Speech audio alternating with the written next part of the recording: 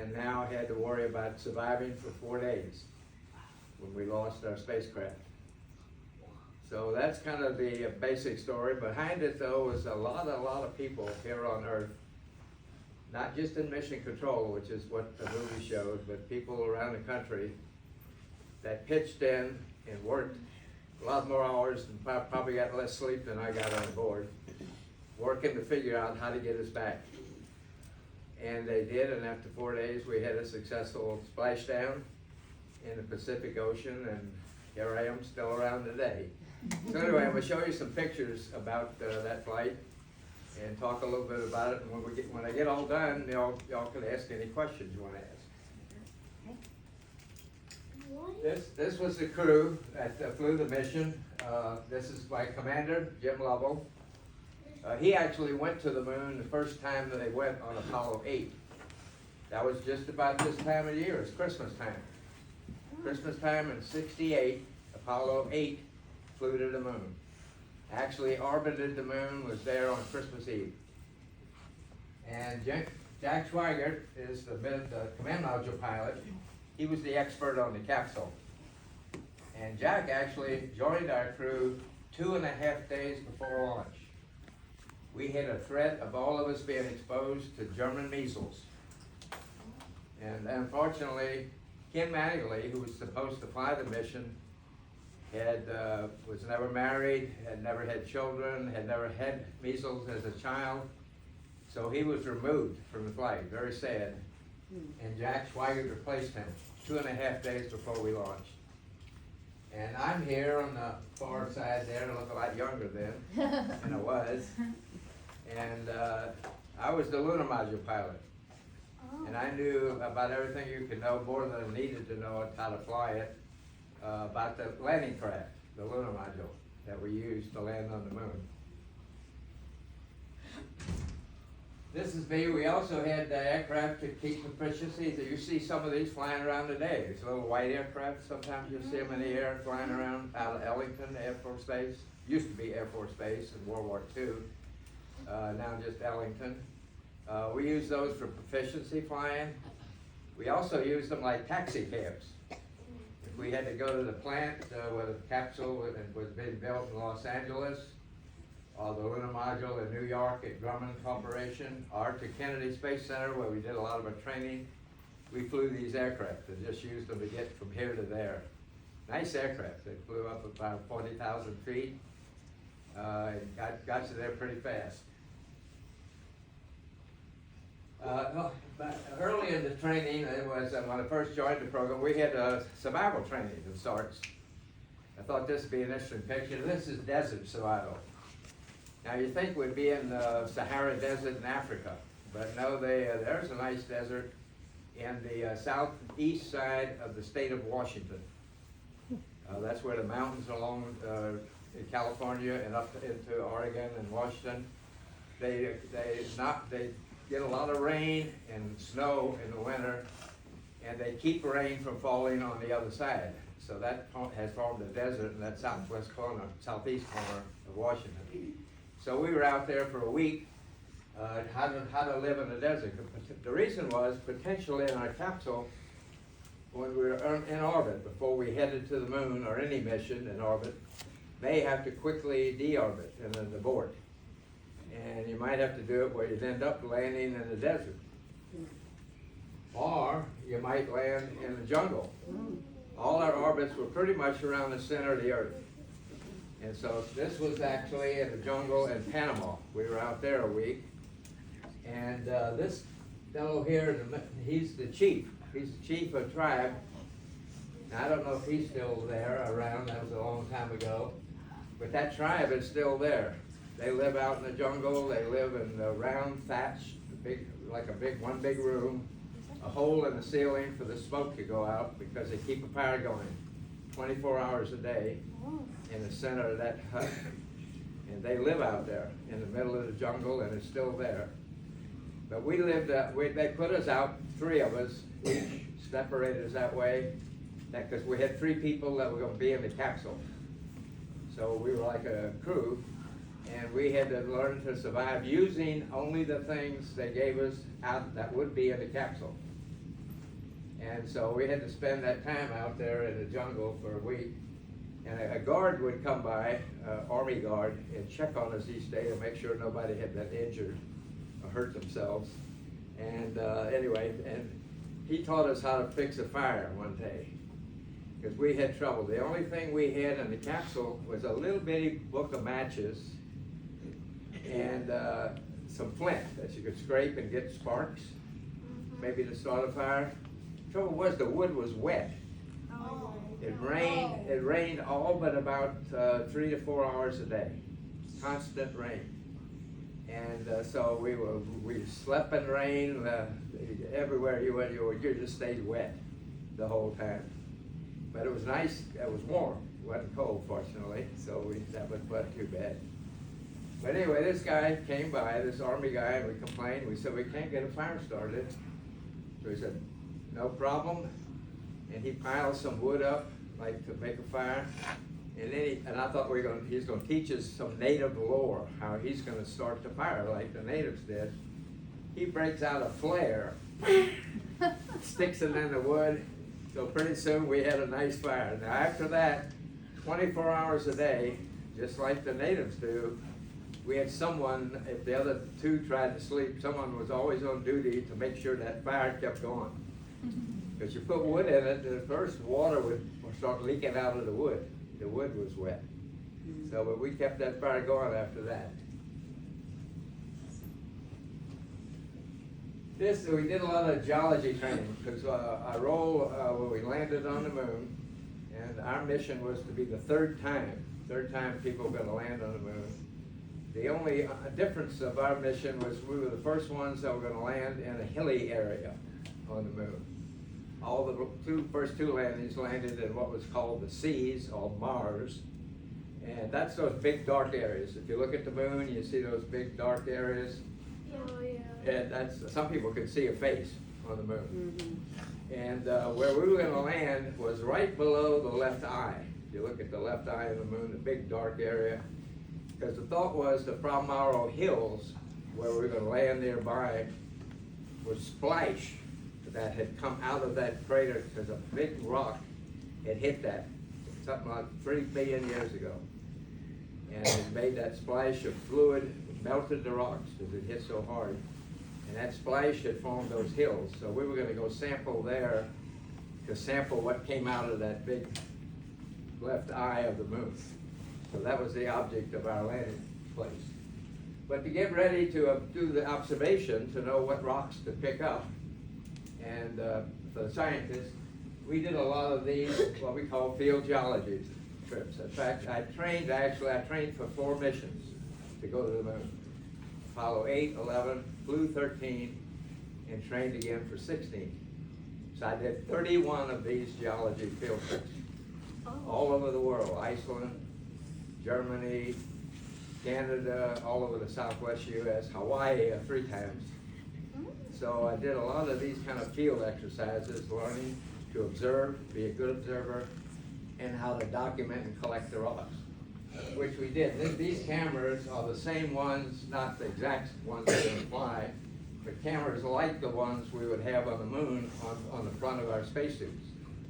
So there was a protocol before you collected a rock to document it for the scientists. Some other training, practicing in 16G. The moon, unlike the Earth, where it's 1G here in this room, it only has 16G. Now, the moon also has something very radically different than here. Anybody know what the moon has no air? No air. And that's why those rocks could hit in there, those meteorites could hit the moon so readily. Probably today, there's some little things hitting the moon even today. And it's because there's no air to protect it like we have on Earth that tries to come in and gets melted during entry.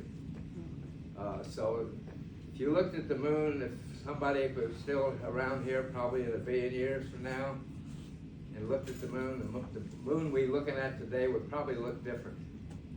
Because there would have been a lot more hits, some of them probably big, that would have changed how the face of the moon would look than what we're looking at today. And as you know, you only get to look at one side of the moon. You get to peer a little bit around the corner, but not much. So it's one side of the moon, the way it revolves around in a 360 degrees around the Earth, only shows you its face, with that face on the moon side. You don't get to see the backside. To see the backside, you have to go there. This was the packages, experiment packages. Had we landed, I would have had to unstow and carry out away from the lunar module a little ways and set it up. And it had its own communication and an antenna to set up. In fact, 6 of those are still sitting on the moon today. Now, they collected all the data they wanted to collect, so they probably turned off, but they probably could still operate today because the power source was a nuclear RTG, a nuclear device that produced the power. So they're probably still working today, but they haven't turned off. This was a rocket I flew. It's called the Saturn V. It has 3 stages. This is the first stage to there, second stage, and a third stage here. Took 3 stages to get you into orbit and get you on your way to the moon. Now the first stage only burns about 2.5 minutes. Then the second stage, after you separate, flies for a while, and then it quits, shuts down. And the third stage, briefly, it's lit the engines to get you in the lunar orbit, just 1 engine in it. First stage has 5 engines, second stage has 5 engines, third stage only has 1 engine. The engines in the first stage are pretty big. Each one of these nozzles you see here, each one is an engine. There's 5 of them, there's 1 center engine, 4 of them and 1 center. They each produce 1.5 million pounds of thrust. So that first stage, when all 5 engines are running, produces 7.5 million pounds of thrust, which is good because this whole stack at liftoff weighs over 6 million pounds. Wow. So that gives you a thrust to weight ratio. You got more push than needed to get that 6 million pounds moving and get it off the ground.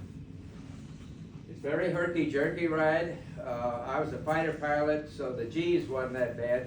We got up to about 4.5 G's, where your body weight, in essence, you feel like you're 4.5 times as heavy, pressing you into the couches you're laying in.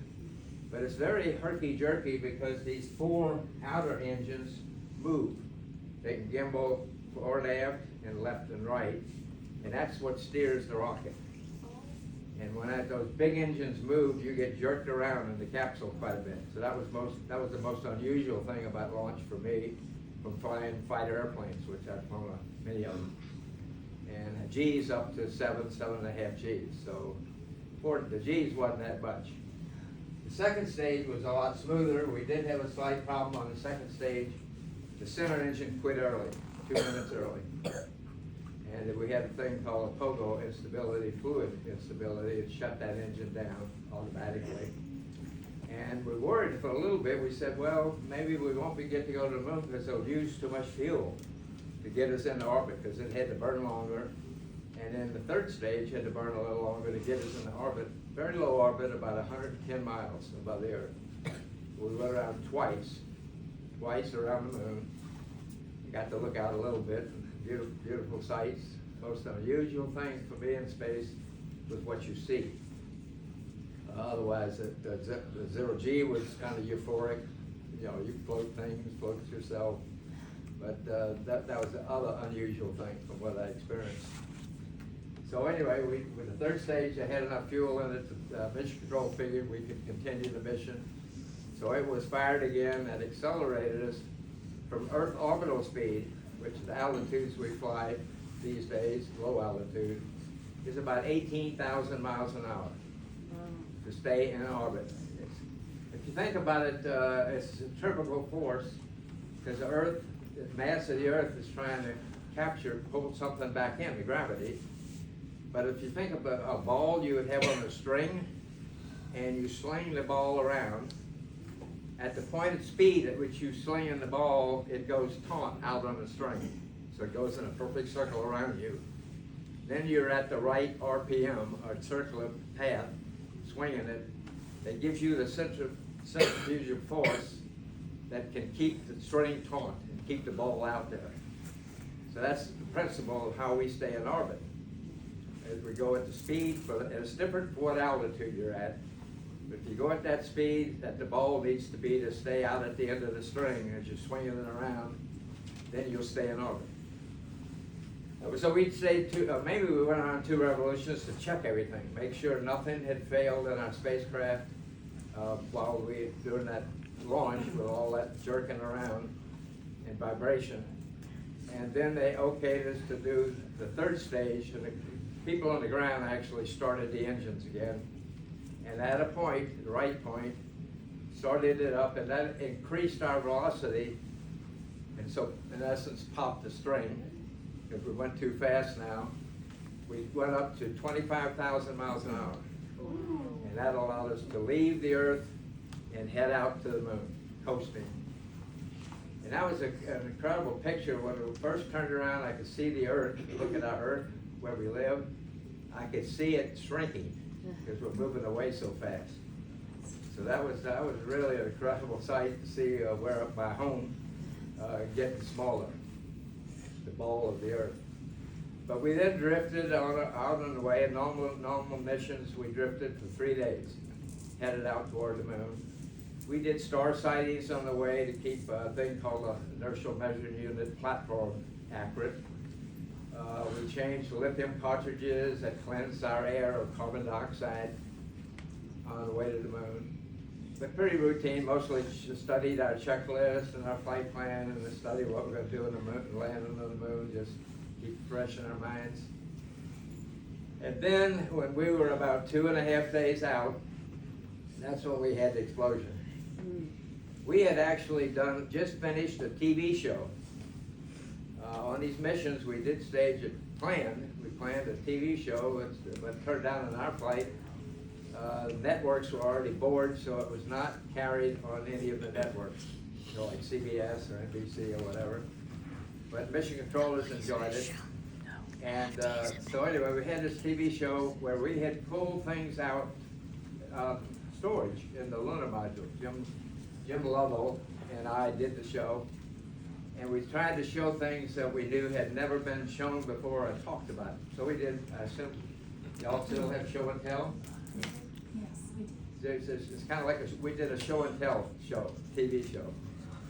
And 30 minutes at the end of that, after we ended that TV show, is when the explosion happened. Jack Schweigert was asked to stir the cryos, which is really turn on switches that turn on a little egg beater in the oxygen tanks and the hydrogen tanks. And that stirs up the fluid because in 0G, which we're in, drifting to the moon, that fluid tends to stratify in layers. And they could not get a good accurate quantity reading. So they wanted us to occasionally stir the cryos to get a good quantity reading, people on mission control. And when Jack threw that switch, we had an electric short.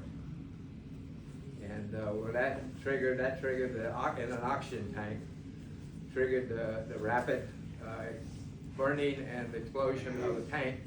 It was one of 2 tanks, tank 2, which actually blew off 1/4 of the spacecraft, the service module. You'll see that in a picture later. But the most important thing was it instantly shut off the G, the shock of that explosion, which we felt, and a loud noise, banging of these metal hulls, shut off 2 fuel cells, closed the reactant valves, which killed 2 of our fuel cells. And our primary electric power for the capsule was 3 fuel cells. So immediately we lost 2 of the 3, and they were not restartable. So we were down to 1 fuel cell, which still was not life-threatening, because that wouldn't give us enough power. But then what happened was mission control detected a slow leak in the second tank, tank 1, our only remaining oxygen tank. We did have some small replenish bottle and an entry bottle that had small quantity box. We actually lost the quantity, Because sitting in the lunar module was 2 backpacks, the things we'd wear had we landed, and walk around in spacesuits on the moon. We had that backpack. It was full of oxygen, and on top of it was an emergency oxygen bottle, 6,000 psi. That was in case you were on the moon and you developed a small hole in your suit that started leaking. That emergency oxygen bottle with a purge valve would give you 15-20 minutes to get back in the limb. So that was your emergency supply. But that alone, each of these emergency bottles was about 1 day supply for 3 people for oxygen in the capsule, or in this case, in the lunar module, which became our home then for the next 4 days. Now the landing craft was only supposed to last for 2 days. Because we're going to land on the moon, we're going to go outside twice on EVAs, and then it was going to lift off and rendezvous. And so its consumables, oxygen, etc., water, power, because it had batteries, was meant to last 2 days. So we were stuck with a problem now with a mothership with that second oxygen tank leaking slowly. When it was depleted, the third fuel cell, all 3 fuel cells died. They were dead. So that was our electric power. So we now had to shut down our mothership, we called it, command module, and live off the landing craft for 4 days, when it was only meant to supply 2 days. So we had the power way down, it got very cold, it got very damp in the spacecraft. It didn't quite get to freezing because all 3 of us huddled in that craft, so our body warmth was good. We had on, we all broke out our spare underwear, so we put on 3 sets of underwear. Unfortunately, it was cotton underwear, not thermal, but that helped. And people ask, why did we get in our spacesuits? Well, the trouble is, in a spacesuit, if you get in it and close it up, it's a rubber inside, you will perspire, even at freezing temperatures. So you need cooling air going through the suit. And we only had 2 sets of hoses in the lunar module, but later I'll show you a picture. We were using 1 set of hoses to use a command module lithium cartridge to get rid of carbon dioxide buildup. So only 1 person could have been in a spacesuit. So the commander, Jim Lovell, decided, well, if only 1 of us can get in a suit and maybe stay comfortable, we're all going to suffer equally. So none of us got in a spacesuit. So there's the Earth as we headed out. This strip right here, that's Baja, California. This white little streak here, you see, that's snow on the high Sierras, the backside of California and Oregon. You're probably in Houston, you're probably about right down through the clouds here. That would be Houston. So that's when we were probably, I'd say here we were about 20,000 miles out from the Earth on our way to the moon. Next slide. This is what I mentioned, see this area? That should look just like that. That's where the oxygen tank in there exploded and it flew off that whole side of the service module. So that's what happened with the oxygen tank explosion. Now here's the place you'll never get to see unless you go up there. This is the backside. This prominent feature here is called Tsiolkovsky. Tsiolkovsky was a very well-known, prominent rocketeer, a fellow in Russia who worked a lot on inventing rockets a long time ago. Like Dr. Goddard was a similar person in the United States that worked on early rockets development. So Russia sent the first thing that went around the moon and shot pictures. Nobody in it, unmanned. But they shot pictures of the backside, so they got naming rights. And they got to name this prominent feature named after that rocket scientist in Russia. Next slide. And you can see the whole backside of the moon, except for a few of those features, like Tsiolkovsky. They don't have many of them. They didn't like the front side with the big dark areas. And I assume that for some reason, the bigger meteorites that impacted only impacted on the side facing the Earth. And maybe the Earth's gravity tended to turn them in to impact the moon. I'm not sure what the theory is of why, but there's not many large impacts on the backside. Most of the backside looks like this. Just rock, gray, they're gray in color, various shades of gray, some white areas a little lighter that are more fresh impacts, which broken up the ground a little bit, where a lot small, very small meteorite is hit. But it's just crater after crater after crater. Everywhere you look, what we saw on the backside. This is what I was talking about, the lithium. No, this was a different exercise we had to do, but we did have to hook up a cartridge shown here.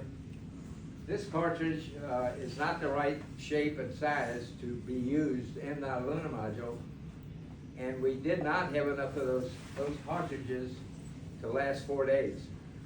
So we had to make use of those, the square one, rather than a cylindrical one about that long, and the limb. When you're breathing, we're all breathing right here, we're breathing in a mix of gas, but 20% of it's oxygen. And what do we breathe out? Carbon dioxide. So if you're in a closed compartment, like we were in those spacecraft, if you don't get rid of that carbon dioxide you keep breathing out every time, it will build up and it's poisonous. So it would have killed us. So they had to improvise again on the ground. People figured out how to use the command module cartridges, whether we had a lot of those, to use the tape, just plain old duct tape we had on board, and hook it up to one of the intake hoses on the lunar module that sucked the air through that cartridge and through the LEM environmental system then to get rid of the carbon dioxide. We actually ended up using 2 of these. We stacked another one right on top of this one and just taped it on so we could keep stacking them that way as this one got used. This hole had a hole at the top, that was plugged. We put 2 pair of socks in there and taped it over. So we put the next cartridge on, we had to untape that and pull the socks out, put the next cartridge on, and then put the socks back in. So that was the kind of things we had to rig, makeshift to keep us alive.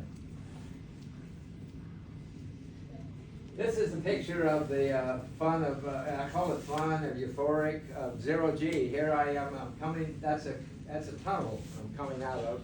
The tunnel went to the mothership, the command module, which was completely dead. So we didn't stay in there. It got very cold. It froze the water tanks in the command module, so it went below freezing. And the water tanks were found still frozen after we entered, and it was recovered on board the aircraft carrier and inspected. The water tanks were still frozen. So this is drifting out of the tunnel. Next slide. Now the entry was something else. It was this vehicle. I told you we had to shut it down completely. The mothership for 4 days, froze it. Water tanks frozen. So we had mistreated all the electronics. They looked at specifications. It's called what the limits were. We took all the electronics in that vehicle well below what it was supposed to be. We turned it back on. And we had to do it late. We had little bitty batteries for entry that had to survive, get through entry, and getting the parachutes out for splashdown, as you see here. So they pushed us to about 2.5 hours before entry to start powering up that capsule. But miraculously, it came to life. We had to do a star alignment to make sure you could point it in the right direction to get it blown in first as we came into the air, which Jack Swigert. And we re-entered, and he flew it on automatic. That little bitty computer we had on board. Incidentally, a little computer of those days was hand-wired. There were no chips. So the total memory capacity of our little computer was 1/10 of a megabyte. A megabyte. How many of you have smartphones? All right, yeah, you probably got gigabytes. So you got a lot more command and software and than we had on board our spacecraft. But we went to the moon with 1/10 of a megabyte. Our computer didn't do very much though. Did guidance, navigation, and control. We could control the spacecraft through the computer. And that's all, attitude. Everything else, all the systems we operated manually otherwise. But that's why, any of y'all seen the inside of a capsule at Space Center Houston? There's a capsule there. It was Apollo 17. You'll see a lot of switches and a lot of circuit breakers. And that was why, because all of those were the switches we could control things manually. And that's how we did it with so little memory. Mission control for the real-time complex only had 1 megabyte. That was available for mission control with big boxes about 5 foot tall and about this wide and this deep with reels going in, a whole row of those across the room. Gave them 1 megabyte. So that was the computing power of that day. We did splash down, as you see. It was a nice day, and we got back to the planned area because initially we weren't going to return to Earth. We were in the wrong direction as we headed out toward the moon when all this happened. So we had to do several changes in our path using rocket engines to get us back in the right place, to be here by the Samoan Islands, where an aircraft carrier, the Iwo Jima, was there to pick us up and had trained divers to go in the helicopter. They put them in the water and they safed the capsule. One of the divers knocked on the window and said, okay, you can open the hatch now. And then we got out and we retrieved on board the ship. Is that it? Yeah, we got one more. This is us coming out of the helicopter. They picked us up in a basket, hauled us up in the chopper. We actually changed clothes. We had on a grubby suit, 2-piece suits. We had worn for 4 days with 3 sets of underwear. We didn't smell too good. They had washed for 3 days. And so we came out with a nice fresh flight suits on and the hats they had ready for us for the mission. And here we are coming out of the helicopter on board the deck of the aircraft carrier Iwo Jima. The Iwo Jima, incidentally, is gone. They've decommissioned it. It was put in the dry dock in Norfolk, I think, and it was cut up, or scrap metal. Got any more slides? I think that, no? This just shows happiness in mission control. This is mission control down at Johnson Space Center. Any of y'all been in mission control? All right. It's available now as a historic site. It's actually a national historic site now declared. And here, this is the people that worked, lost a lot of sleep to get us back. Now, happy that we've been recovered. I think that's it. Oh yeah, I'll tell you, very short, one other episode I had. As I said, I flew Pup 13 and I stayed on to hopefully fly 16. I backed up a fellow named John Young. I was the backup commander and hoped to go back to the moon on 19.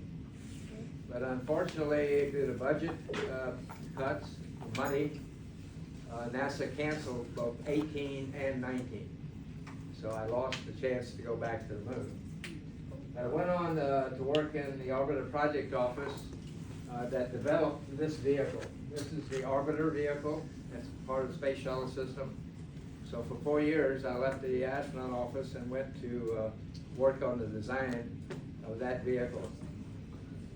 I was lucky to be named as one of 2 crews that would get to fly this vehicle in what we call landing test in 1977 at Edwards Air Force Base, where we would separate it from on top of the 747 and do a number of tests because we were a glider. We had a tail cone on these flights. We had 2 flights with that tail cone with this off, so it had the 3 engines. They were fake engines, they weren't real ones, but it matched the aerodynamics of the real orbiter. So we flew a total of an 8-flight test program, and I got to fly 5 of the 8 test flights as a commander with a fellow Air Force Colonel named Sergeant Fullerton.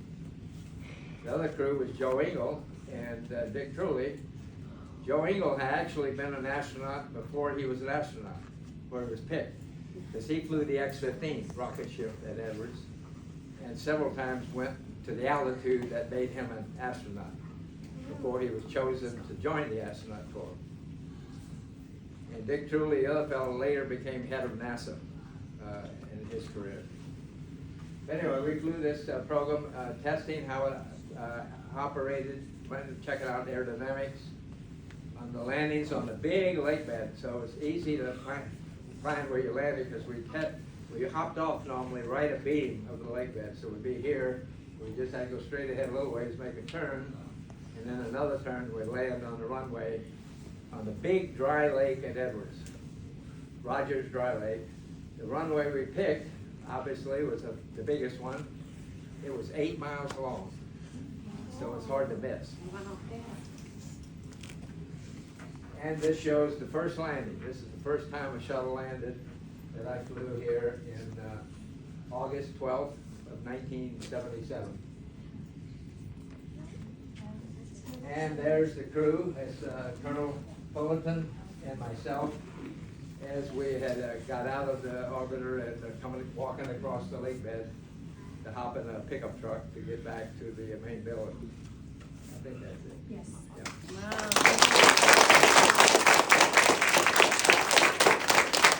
You have 2 minutes for questions. Only 2 minutes. Okay. Sure. Oh. I'll pick them up right up front. Can we go back to the Earth picture?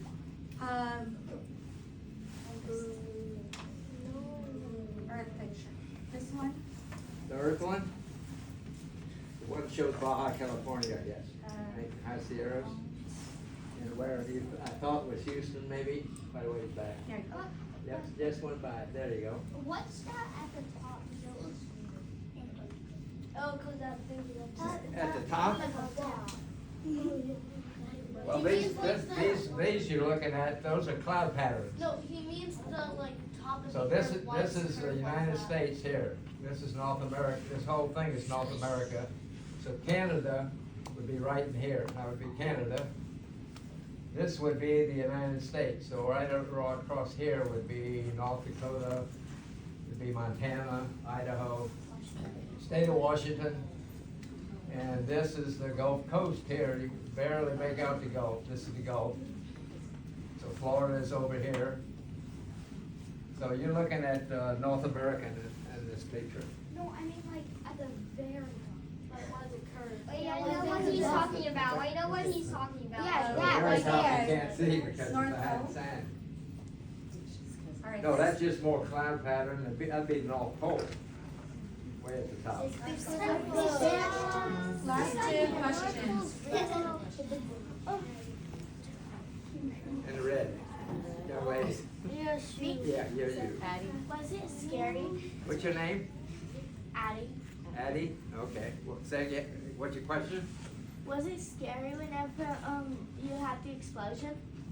Was it scary? It's scary. No, and immediately it was great disappointment. I was almost sick to my stomach because I thought we had 1 oxygen tank left. See, I knew from looking at the instrument panel we had lost tank 2. But I thought tank 1 was good. So it was not life-threatening. I thought that would just stay, keep everything powered up, but I knew immediately if you lose 1 of 2 major components, it meant we couldn't land on the moon. So I'd done all that work preparing, and now I knew I couldn't land. Couldn't go into lunar orbit. So I was just sick with disappointment. I'd done all that training. Really, counting the 2 missions I trained for 8 and 11, before I flew 13, I'd been training 18 months. A lot of hours. That's like more Yeah. than a year. Yeah. Another question Last back one. here? Oh, just an ask. Trying to ask you something. Oh, no, 1 question more for Mr. Fred Haise. All right, right here. Yeah. How long have you been that? I was an astronaut for 13 years. Thank you. But I left NASA in 1979, and I was a test pilot for 7 years. I tested airplanes for 7 years for NASA before I became an astronaut. Then I was an astronaut for 13 years, and then I left and went to an aerospace company, Grumman Corporation. Ended up working for Northrop Grumman when two companies combined for 17 years. All right. Thank you very, very much. We appreciate your time.